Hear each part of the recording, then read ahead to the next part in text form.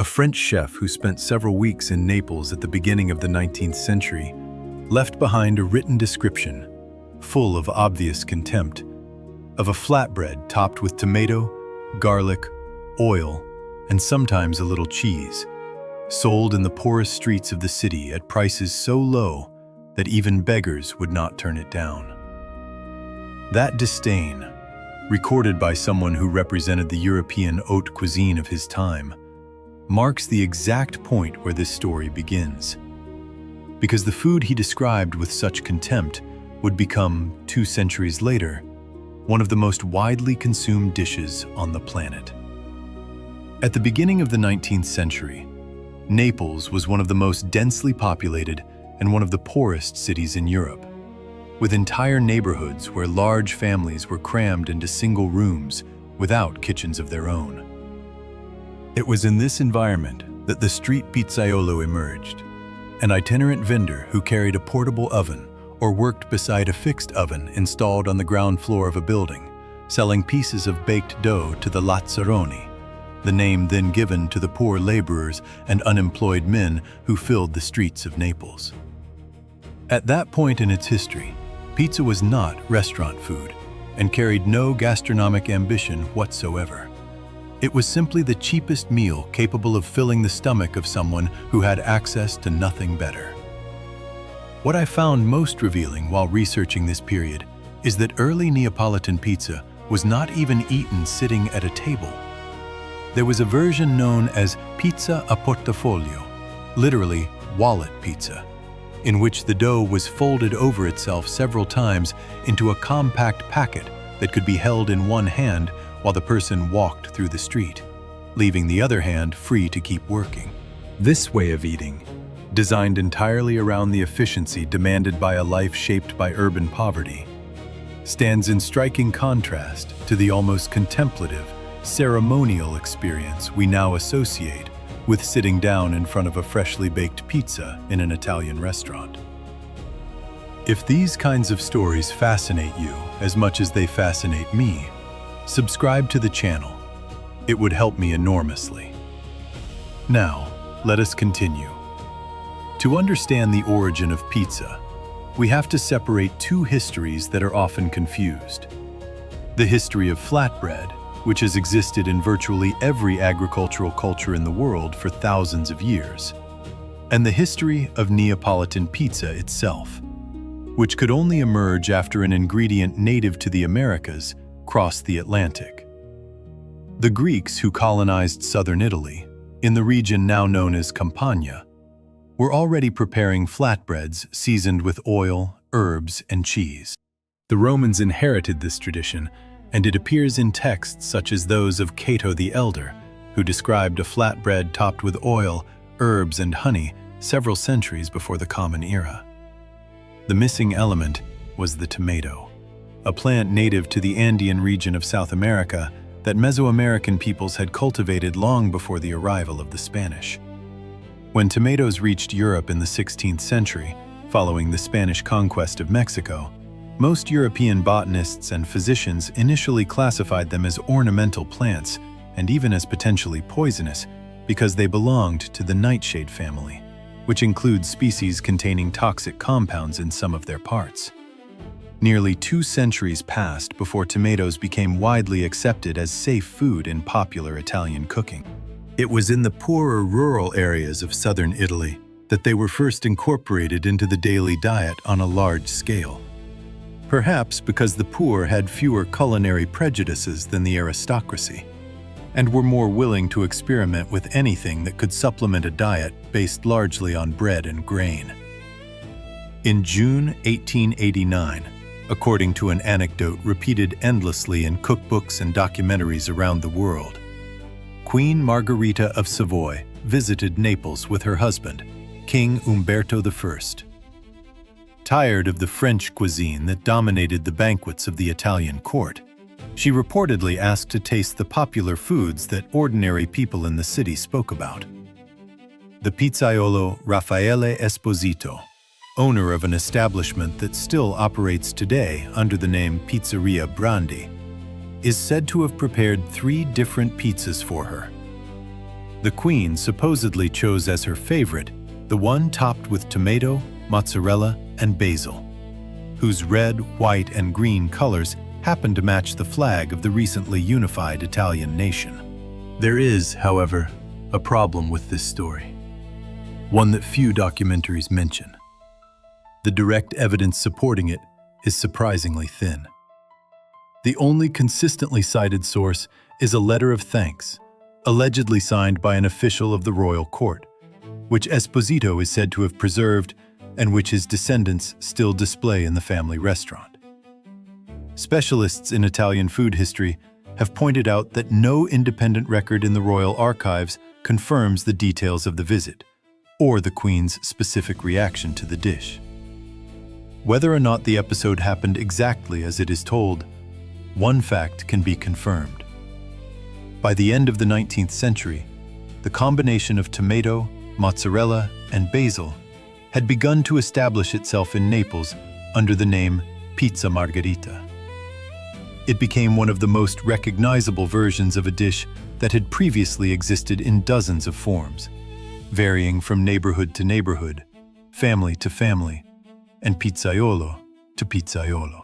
This moment marked the beginning of a process of codifying Neapolitan pizza, a process that would become even more formal a century later, with the creation of associations dedicated to protecting and certifying what they considered the original recipe.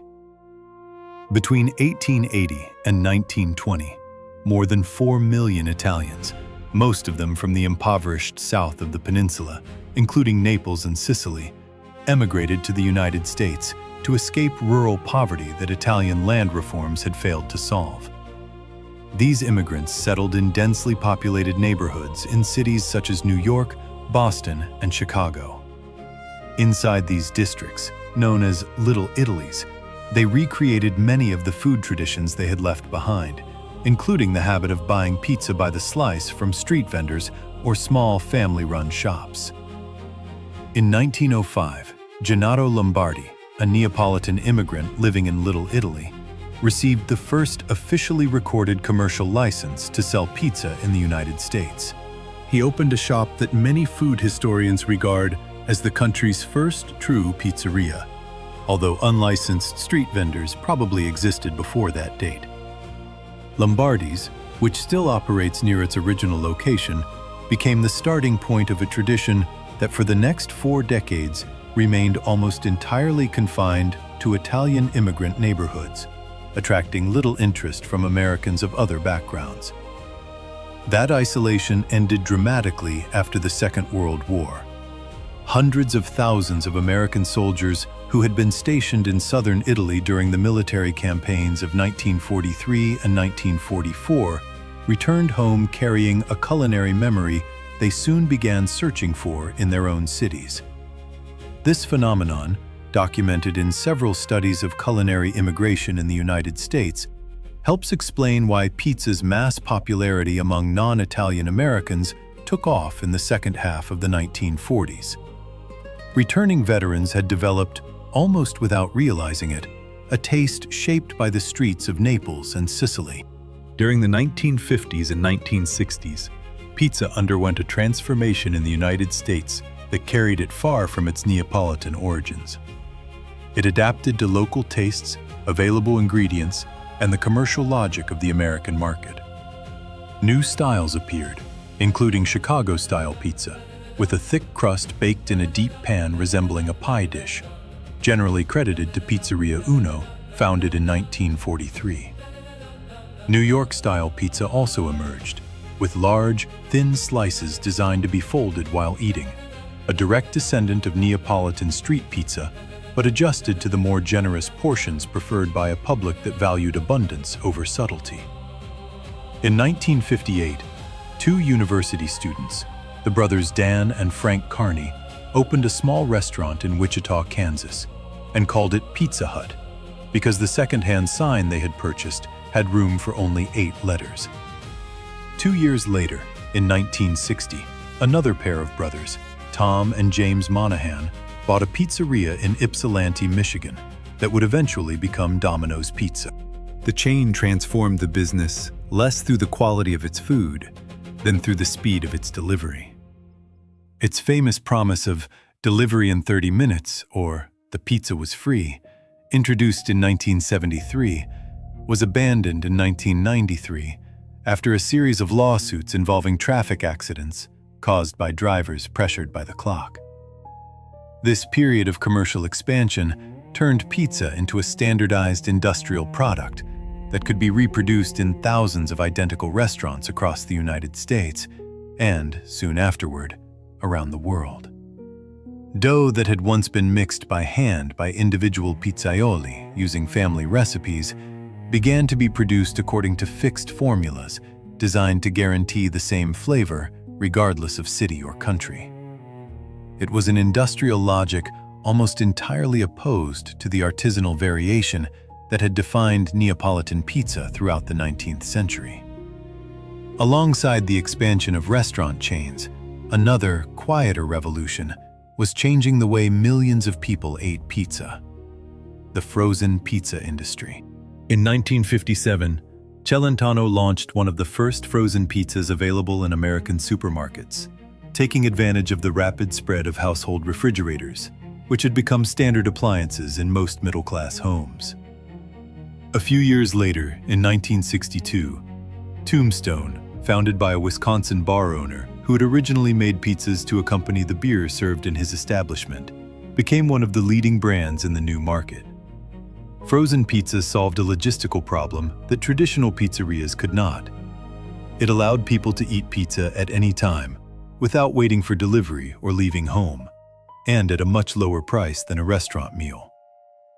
By the 1990s, the industry was already generating billions of dollars a year in the United States alone.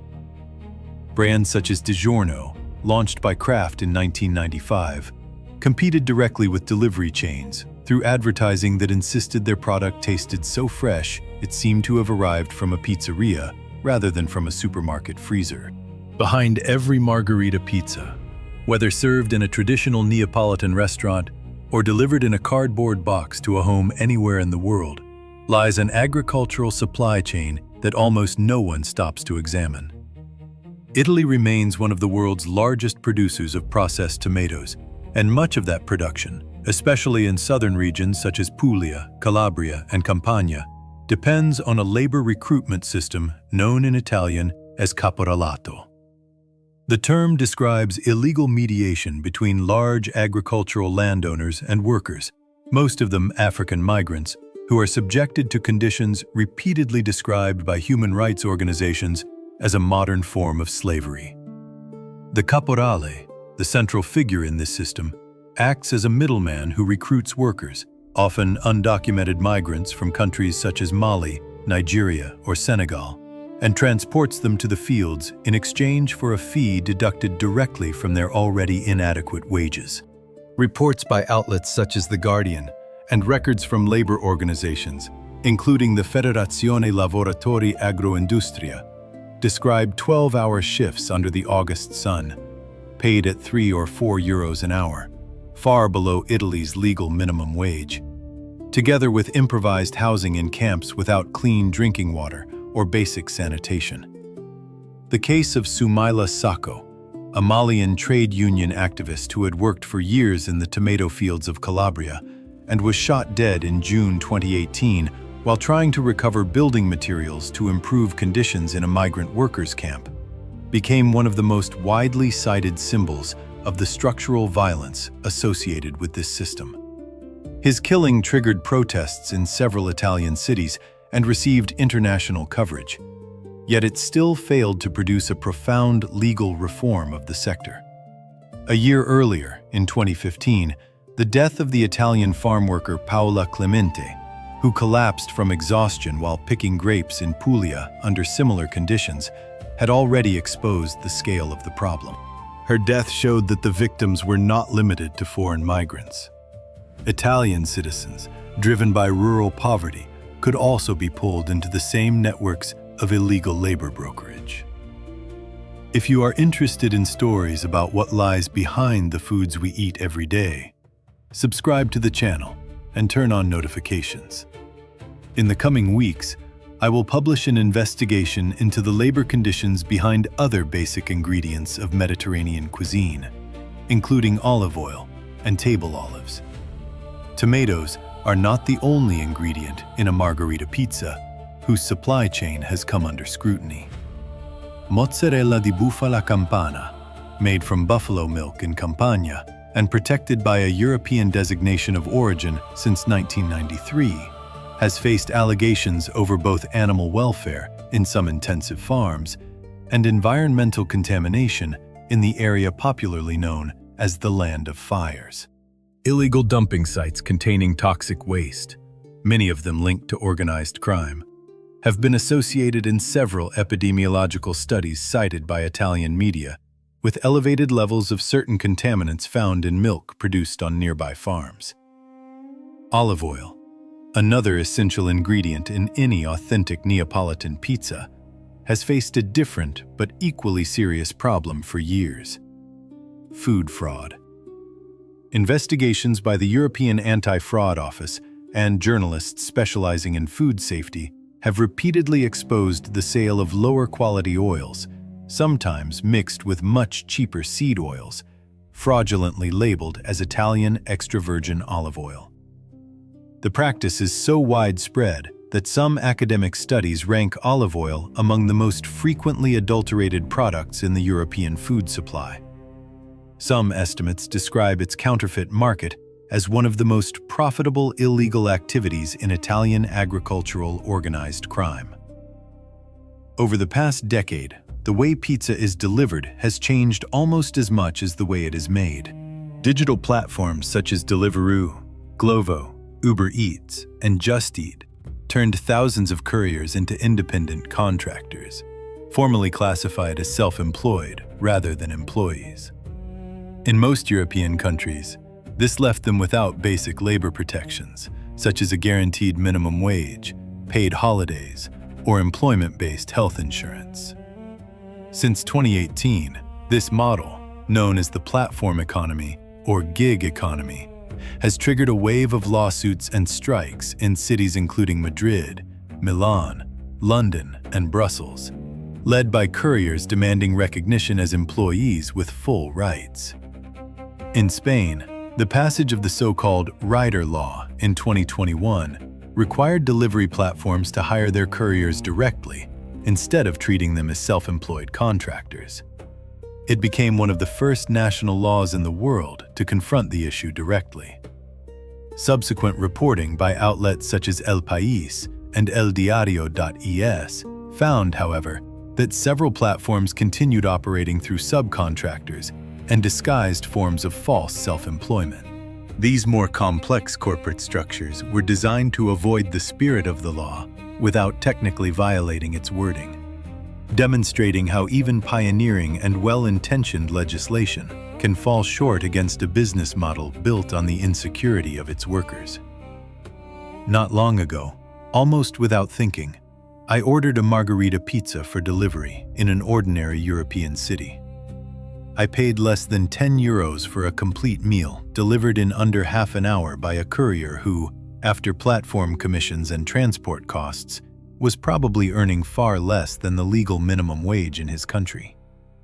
That same pizza may have contained tomatoes picked by migrant laborers under the caporalato system in a field somewhere in southern Italy, mozzarella produced on farms whose environmental impact remains under investigation, and olive oil whose authenticity, in a significant share of the samples examined by food fraud specialists, does not always match what the label promises. Returning to the French chef who, in the 19th century, looked down on the flatbread eaten standing in the poorest streets of Naples by the lazzaroni, it is astonishing to consider how far this dish has traveled in only 200 years. It moved from survival food for people who had access to nothing better to an industrial product reproduced in thousands of identical restaurants around the world, and finally, to one of the most widely consumed and recognizable foods on the planet, available with a tap on a screen and a 30-minute wait. And yet, just as in the time of the 19th century lazzaroni, poverty still helps keep pizza affordable. It is simply distributed across different points in a supply chain that crosses several continents. The low price of a dish eaten every day by millions of people continues to be sustained, silently, by workers whose hands and working conditions most customers never stop to consider.